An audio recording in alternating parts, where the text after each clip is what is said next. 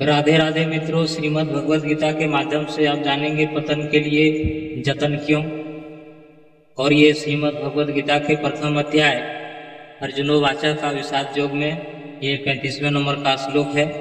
और जिस तरह से आप 34वें नंबर के श्लोक में जाने, अर्जुन बोल रहे थे श्री हरि भगवान से और रिश्तों का फर्ज के बारे में बात कर रहे थे श्री हरि भगवान से, और भगवान कुछ नहीं बोले और सिर्फ अर्जुन बोलता गया।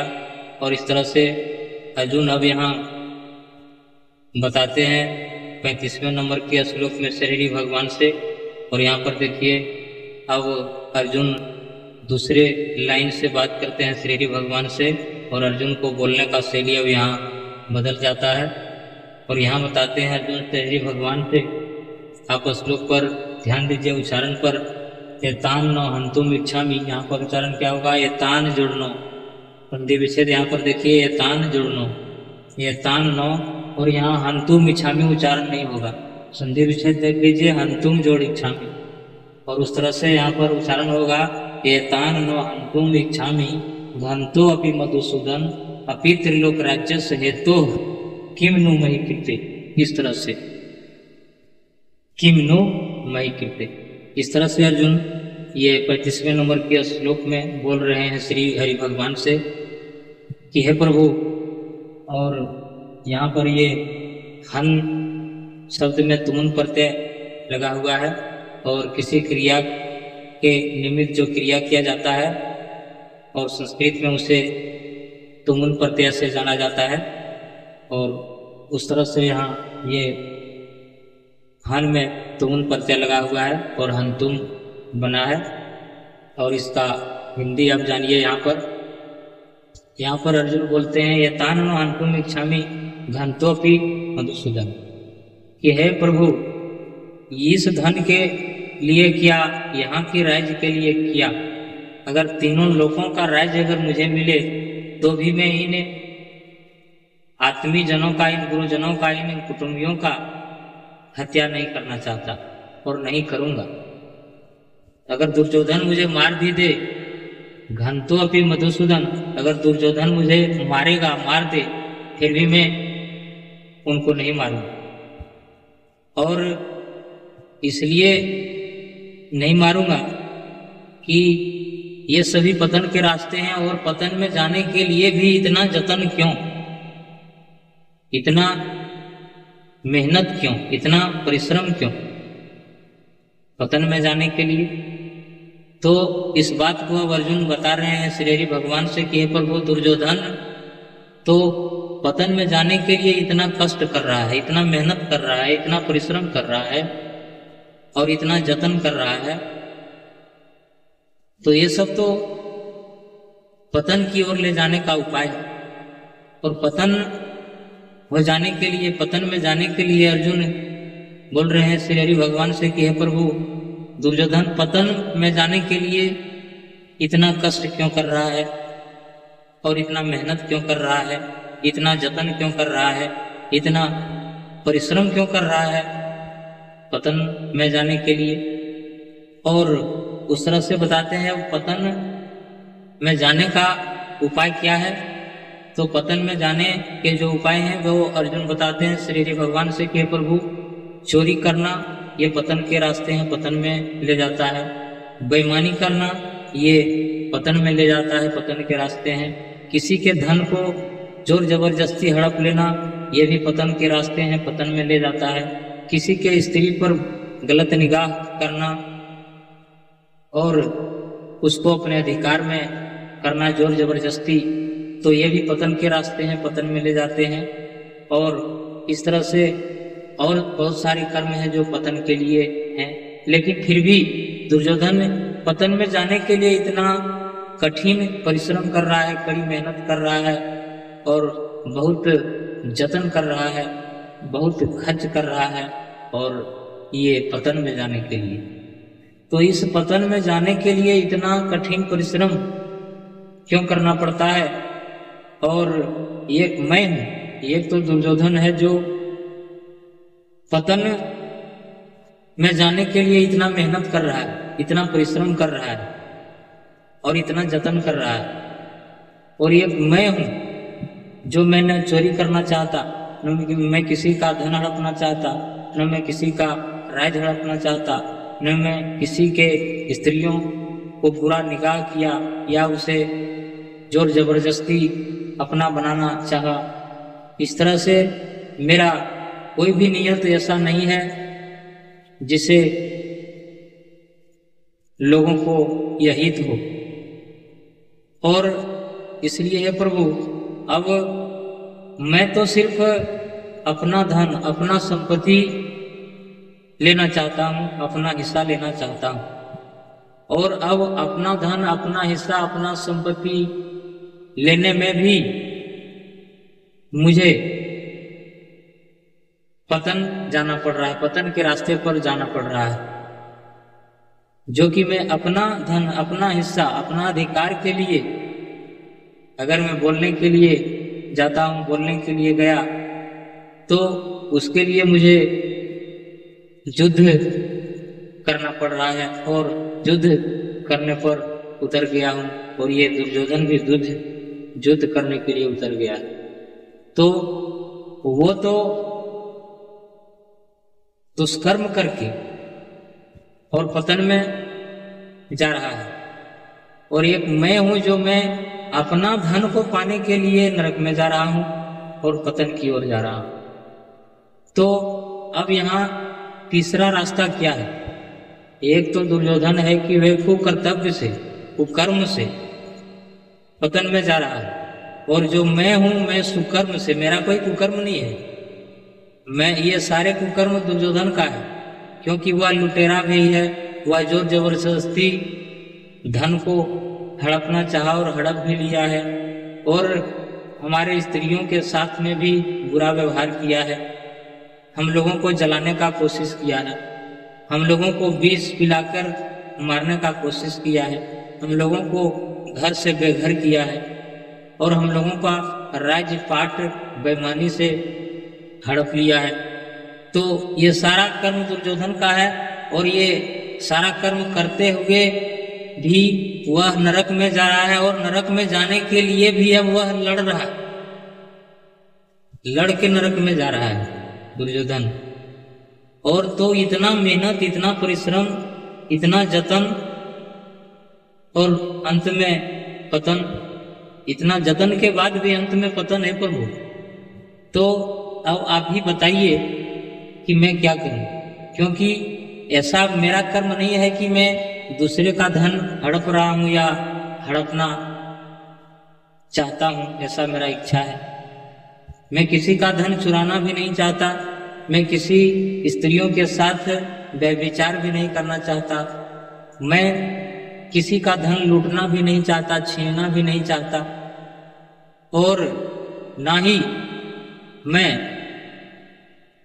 किसी का अनहित करना चाहता। और इतना करते हुए भी मैं जब अपना धन चाहता हूं दुर्योधन से, हमारे हिस्से का जो धन है, हमारे हिस्से का जो राज्य है, हमारे हिस्से का जो भाग है, वो जो आजीवन है, और वो मैं लेना चाहता हूं।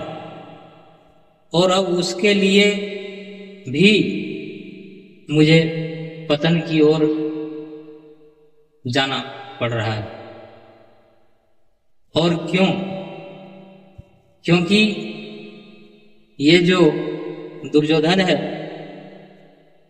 और दुर्योधन तो एक दोषी है, और इनके साथ जो इतने सारे निर्दोष हैं, इनका हत्या करना, ये तो पतन के रास्ते ही हैं। तो ये तो मेरा अपना धन लेने के लिए ही ना मुझे पतन में जाना पड़ रहा है। दुर्योधन तो गलत कर्म करके पतन में जा रहा है, कुकर्म करके पतन में जा रहा है, और मैं तो सुकर्म करके और तब पतन में जा रहा हूं। तो मेरे से अच्छा तो दुर्योधन है। और इस बात का आप विचार करें कि दुर्योधन पतन में जाने के लिए, पतन हो जाने के लिए इतना कठिन मेहनत कर रहा है, कड़ी मेहनत कर रहा है, बड़े जतन कर रहा है, बड़े परिश्रम कर रहा है, और वो सारा जो कर रहा है वो पतन में जाने के लिए कर रहा है, वो सारे पतन के रास्ते हैं और ये सारे कर्म दुर्योधन को पतन की ओर ले जाएगा, दुर्योधन का पतन हो जाएगा। और एक मैं हूं जो सुकर्म के रास्ते से पतन में जा रहा हूं। ये जो अर्जुन बोले कि हे प्रभु, पतन के लिए भी इतना जतन क्यों करना पड़ रहा है? तो ये पतन के लिए जतन तो करना पड़ रहा है दुर्योधन को, और ये मैं जो सुकर्म कर रहा हूं अब इसके बदले भी मुझे पतन में ही जाना पड़ेगा। तो इसका उपाय क्या है? क्योंकि मेरा भाव यह नहीं है कि मैं किसी का धन चोरी करूं, मेरा यह भावना नहीं है कि मैं किसी का धन हड़प लूं, मेरा यह भावना नहीं है कि मैं अपने से कमजोर को सताऊं, मैं किसी का धन को छीन लूं, लूट लूं, ऐसा मेरा भावना नहीं है। मेरा तो मुझे अपना धन, अपना हक, अपना हिस्सा मैं मांग रहा था और मैं अभी भी मांगता हूं दुर्योधन से, और अपना धन को लेने में मुझे युद्ध करना पड़ रहा है और इस युद्ध के जरिए हमको पतन में जाना पड़ रहा है और पतन में जाना होगा। इसलिए है प्रभु, अगर तीनों लोगों का राज्य भी अगर मुझे कोई दे और कहे कि इन सभी का हत्या करो, इन सबके ऊपर शस्त्रों का प्रहार करो, तो कदापि मैं नहीं कर सकता। तो इसलिए इसका उपाय क्या है प्रभु कि दुर्योधन पतन में जाने के लिए इतना कठिन परिश्रम कर रहा है, कुकर्म कर रहा है, और मैं कठिन परिश्रम से सुकर्म कर रहा हूं। मैंने बड़े कष्ट झेला है, जब मैं वनवास गया था तो बड़े कष्ट हुआ, और हम लोगों को जब ला के गृह में बंद करके जलाने का कोशिश किया दुर्योधन ने, उस समय भी बड़ा कष्ट हुआ। जिस समय भीम को विष पिलाया था दुर्योधन ने, उस समय भी बड़ा कष्ट हुआ।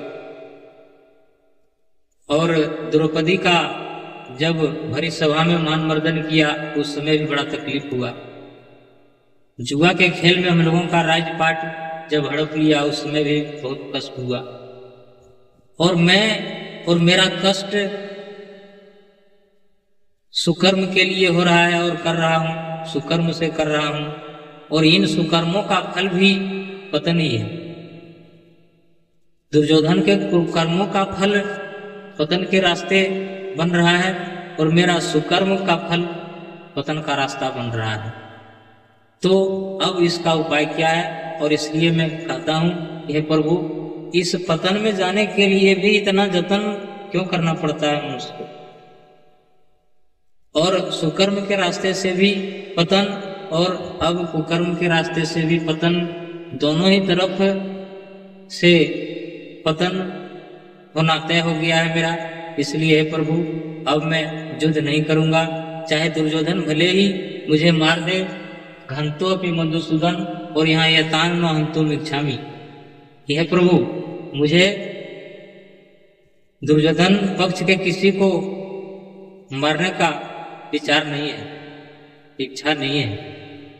चाहे उसके लिए मुझे कोई कितनों धन दे दे, संपत्ति दे दे, तीनों लोग का राजपाट दे दे, फिर भी मैं इन संगे संबंधियों, मित्रों को, पुत्रों को, पतों को, मामाओं को, सालों को, ससुर लोगों को, गुरुजनों को नहीं मारूंगा, और न इनके ऊपर शस्त्रों का प्रहार करूंगा और न शस्त्र उठाऊंगा। क्योंकि यह जब दुर्योधन अपने कुकर्म करने में इतना व्यस्त है, इतना परिश्रम कर रहा है, इतना जतन कर रहा है, इतना मेहनत कर रहा है, और वह भी पतन में जाने के लिए, दुर्योधन जो इतना कर रहा है, तो उसका इतना सारा कर्म पतन के लिए कर रहा है। और ये मैं हूं जो अपने आप को सारे सुकर्म के रास्ते पर ले जा रहा हूं और सुकर्म करने जा रहा हूं, और उस सुकर्म के रास्ते से भी अब मैं देखता हूं कि अपना धन लेने में मुझे युद्ध करना पड़ रहा है, अपना धन लेने में मुझे कुटुंबियों का हत्या करना पड़ रहा है, अपना धन लेने में मुझे पोते पौत्रों को युद्धाग्नि में झोंकना पड़ रहा है। और इन सारे कर्मों का अंत क्या है? पतन का रास्ता। तो अब पतन में जाने के लिए भी इतना जतन क्यों है प्रभु? और अब इसका उपाय क्या है? ये श्री भगवान से अर्जुन बोल रहे हैं कि ये दोनों तरफ से, सुकर्म से भी पतन और कुकर्म से भी पतन। तो अब तीसरा उपाय क्या है? ये अर्जुन बोल रहे हैं श्री भगवान से। और ये आपको 35 नंबर का श्लोक है।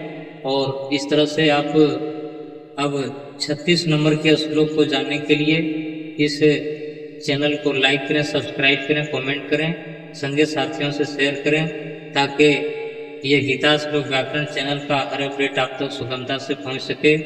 जय गीता जी, जय गोविंद, राधे राधे।